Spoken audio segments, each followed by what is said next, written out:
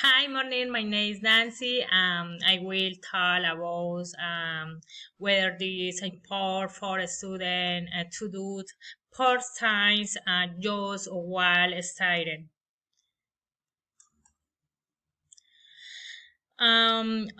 University students should part-time jobs while days are studying. What are the advantages?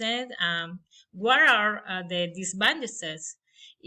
What is your own opinion? I did that. What are the advantages? Their advantages will be that they are more prepared in the face of smart new technologies that are emergency to guided learning. And what are the disadvantages? The disadvantages will be not accurate and now not watches. What is your own opinion? I in my opinion, a student has to prepare it.